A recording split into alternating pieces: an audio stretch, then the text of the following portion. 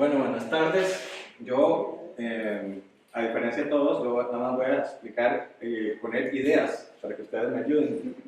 Entonces, yo todavía no tengo los resultados, más bien agradecerle mucho a don Jorge por haberme invitado. Empezamos trabajando con los microorganismos de aguas profundas y ahora ya me embarco en esto. Pero para mí también me da mucho gusto volver a aquí. Estaba sacando cuentas de que sí, yo empecé en octubre precisamente del 1998, cuando estaba haciendo la maestría aquí, estudiando el bosque tropical seco. Y bueno, ya unos añillos después volví.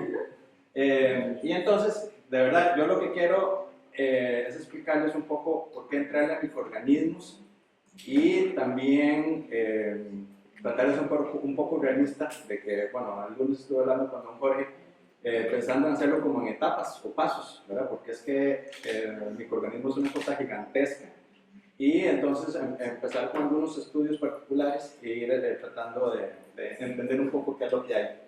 Y bueno, quería empezar también, ya que todos han mostrado filogenias, yo quería mostrarles este es el árbol de la vida, el último árbol de la vida y el más completo, ¿verdad? Con información no solamente genética, sino genómica. Y entonces, para decirles, bueno, no sé, empezamos de atrás para adelante, vamos a empezar casi que todo lo que hemos hablado hasta el momento de esta ramita aquí, Opisthocomta, ¿verdad? Que también incluye los hongos. Entonces, digamos, toda la diversidad, estamos hablando, es este puntito aquí, esta ramita, toda esta ramota, estos son el grupo Bacteria. Y si ustedes ven aquí, todos los que están en puntitos son filos candidatos. Es decir, que existe, en el árbol de la vida existe una gran cantidad de cosas que son rarísimas, que nunca le hemos podido hilar, hemos podido, digamos, tener individualmente, pero a partir de un ambiente particular puede ser que sean tan abundantes que hay suficiente ADN como para reconstruir los genomas. Y entonces, pensando en esto, bueno, y las otras, el resto, las que no tienen ramitas, que son, por ejemplo, firmicutes, que son los clostridios, los lactobacillus, tal vez se les suena el yogur, ¿verdad? Que hay otros grupos, digamos, que son más conocidos, pero nada más para verles que la diversidad es, en términos de diversidad y número de especies diferentes, es gigantesco, ¿verdad? Y luego, bueno, aquí tenemos todas las arqueas, y dentro de las arqueas, bueno, hay un montón de grupos ahí, y bueno, los más recientes son el Lokiarchaeota, y para los que les gusta la mitología escandinava, Thorarchaeota, Odinarchaeota, solo falta, no sé, todos estos grupos. Sin embargo, formación reciente ha hecho que más bien ahí, dentro de este grupo, existe el ancestro más primitivo y el más relacionado con todos los eucariontes, ¿verdad? Entonces, bueno, es información más o menos reciente, pero lo que quería decir con esto es que, ¿por qué estudiar microorganismos? Porque son órdenes de magnitud más diversos. Es más, y también, bueno, me voy a adelantar un poco, pensando en qué ecosistema, a mí me parece que uno de los más interesantes y uno de los menos estudiados y uno de los más estratégicos es el entender la microbiología del manglar. Es más, pensando, o sea, y de una vez venimos a hacer unas predicciones, pienso que encontraríamos algunos de esos puntitos rojos, o sea, esas que puede encontrar uno por ADN con gran cantidad, grupos que son de lo más raros. Y es que, bueno, esta semana me puse a estudiar, a hacer revisiones, y bueno, primero para el país y luego para el mundo, pero yo esperaba encontrar más cosas, por ejemplo, el manglar y la microbiología o el ACG, pero en realidad muy poquito. Me sorprendió, digamos, a estudios, digamos, asociaciones en arena con algunas tortugas o patógenos de algunos animales o algunas otras cosas, pero digamos, diversidad de los microorganismos, de esta gran parte del árbol de la vida es en realidad muy poquito. Y entonces, bueno, a mí me parece que es importante. Entonces, sabemos que en la ASG hay una amplísima diversidad y se ha caracterizado maravillosamente, digamos, todos los macroorganismos, algunos microorganismos, pero en realidad hay un espacio gigantesco para poder crecer, para poder entender. Y bueno, lo otro es que entonces estamos hablando de órdenes de magnitud mayor. Entonces, cuando ustedes estaban hablando de números y cosas, entonces yo estaba tratando de hacer mis propias predicciones por ejemplo, de cuánto puedo encontrar yo en 36 muestras en el manglar, en un gradiente de salinidad. Entonces, mis cálculos pueden ser en esas 36 muestras fácilmente entre 10.000 y 15.000 especies, y tomando nada más muestras de 1 gramo de suelo y haciendo digamos, la secuenciación. Y si nos vamos a hongos, fácilmente entre 2.000 y 5.000, ¿verdad? Entonces es una cosa gigantesca. Ojalá, bueno, estudiando el ADN, ¿verdad? Y ojalá uno eventualmente pudiera aislar. Simplemente, pero el aislar tampoco es tan fácil. Entonces, por ejemplo, esta que le estaba hablando, esta última loquiaquiota, digamos, ancestro, lo más cercano al ancestro común, la única manera que lograron aislarla fue en un cocultivo con otros microorganismos y duraron 7 años en crecerla. Fue la tesis de un japonés que tuvo la paciencia de estar 7 años creciendo en un microorganismo, pero encontraron el microorganismo, ¿verdad? Y entonces yo creo que ahí podría haber una ganancia para el ACG, para el país, y de tratar de entender qué es lo que está pasando, y es que los microorganismos están en la base y al final de las cadenas alimenticias, ¿verdad? Y están en nosotros mismos somos más microorganismos que células humanas, ¿verdad? Entonces, a veces tratar de entender ese comportamiento, relaciones, cosas, pasa por entenderlos un poco. Y bueno, existe la posibilidad de descubrir nuevas especies, pero también entender procesos ecológicos. Y yo quisiera entonces enfocarme en procariontes, particularmente en bacterias arqueas, eso que se puede hacer con algunos marcadores genéticos, y el otro con hongos. Entonces aquí es donde quisiera que me dieran retroalimentación. Ustedes que tienen más experiencia leyendo un poco y estudiando, quisiera una propuesta más o menos de proyecto, y tal vez que ustedes nos ayuden.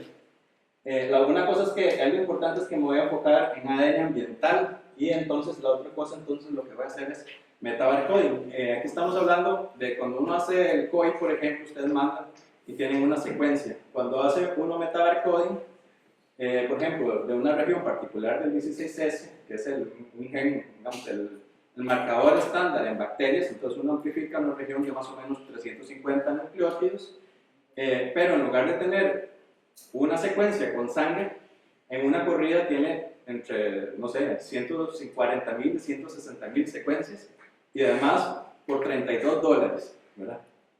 Nosotros particularmente lo mandamos a China, sangre puede estar, no sé, $1, muy barato, $1, $4, $5, nosotros lo pagamos más o menos $5 también en Macrogene. Entonces, pero la diferencia de tener una secuencia con tener mucho, ¿verdad? Entonces, le permite tener información del amplio espectro de lo que podía pasar.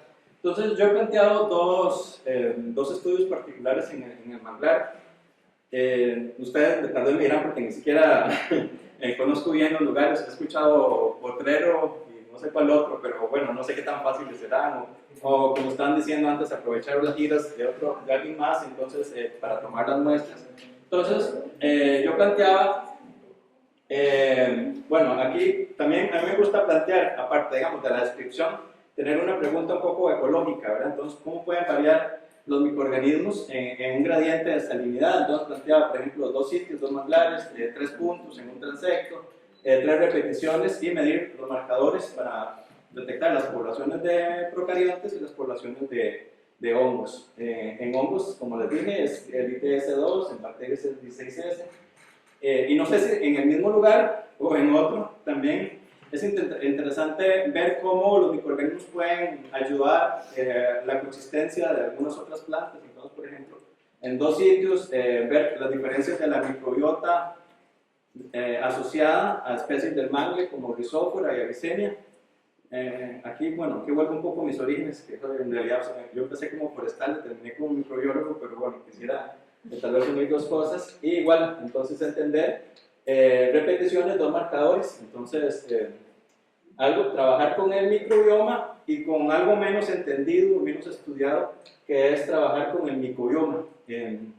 No sé por qué la gente, bueno, tal vez porque es más fácil trabajar con bacterias y más simple, pero desde un punto de vista estratégico y ecológico, los hongos tienen una mayor versatilidad metabólica, pueden degradar más cosas, secretan enzimas que tienen son los descomponedores por excelencia, descomponen las cosas que no van a descomponer las bacterias, entonces pueden ser mucho más interesantes, o pueden ser muy interesantes, o inclusive entonces ya con análisis bioinformáticos ver cómo son las comunidades de los organismos que viven ahí, cuáles son las variaciones en la estructura de acuerdo a las especies o de acuerdo al gradiente de salinidad, y ver análisis de redes, que eso nos puede decir cuáles son las relaciones de las bacterias, de los hongos con la salinidad, con las plantas, ¿verdad? Entonces ya no analizar por individuos, sino más bien en conjuntos, entender cómo funciona el ecosistema y qué cosas pueden haber similares, y bueno, los efectos de estas variables ambientales particulares. Entonces, esta es un poco mi propuesta. Yo quería decir también que, digamos, de parte del laboratorio en el que estoy en la UCR, más bien, digamos, podemos ponerle contraparte de varios recursos para extraer ADN, para secuenciar algunas cosas, ¿verdad?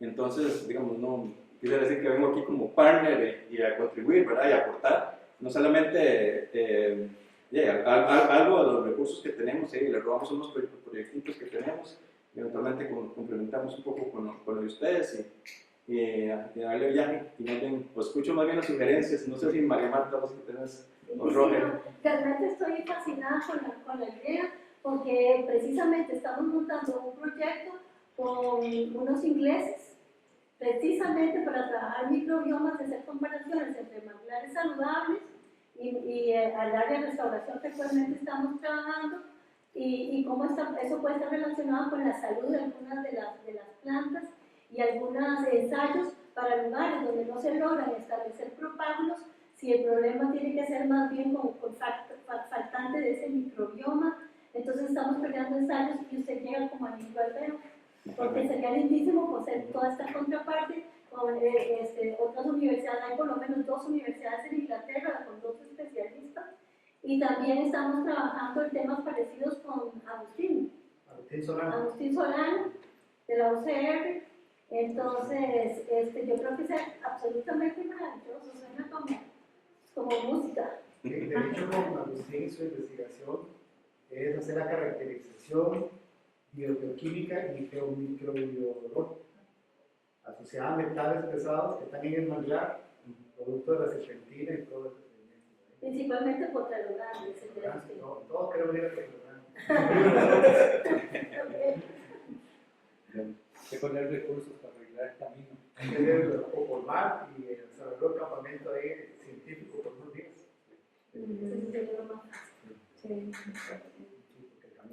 Al final el crucero, para estar estacionado ahí. Las preguntas, comentarios. Yo no sé nada de esto, pero me acuerdo que una vez le traímos unos núcleos de básicamente barro, y había que congelarlos, ojalá a menos 80. Digamos, ¿hay otra manera de hacerlo? ¿O esa parte logística, cómo se...? Yo lo que he pensado es no venirme con el lab.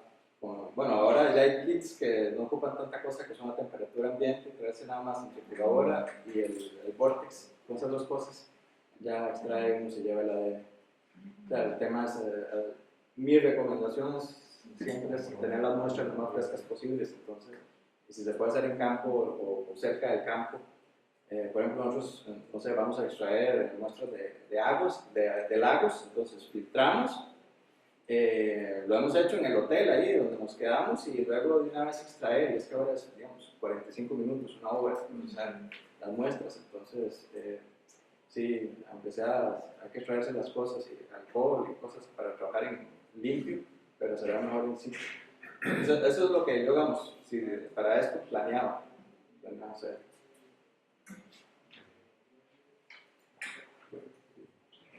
Teniendo en cuenta que todas las aplica, digamos, ADN ambiental, ¿qué tan buena es la base de referencia de secuencias de los recursos? Este sí son súper robustas. Sí, a diferencia digamos, los problemas que se tienen, las del 16S, entonces hay varias, pero la mejor es la de Silva, que es más escurada, y está basada en un super árbol filogenético. Entonces, digamos, a diferencia de cuando ustedes hacen BLAST, bueno, yo también hago BLAST, pero normalmente cuando uno hace BLAST lo que hace es comparar a ver lo que más se parece. En cambio, por ejemplo, Silva lo que hace es hay un mega árbol filogenético de todas las especies y como que hacen meterla en la rama que más se adecua. Bueno, hay otras bases de datos, pero esa. Y para ITS también hay una que es súper curada que se llama Unite. Entonces, en ambas sí, hay taxónomos dedicados a curar las secuencias, ¿verdad? Entonces, sí, esa es una ventaja que hay muy buenas bases de referencia.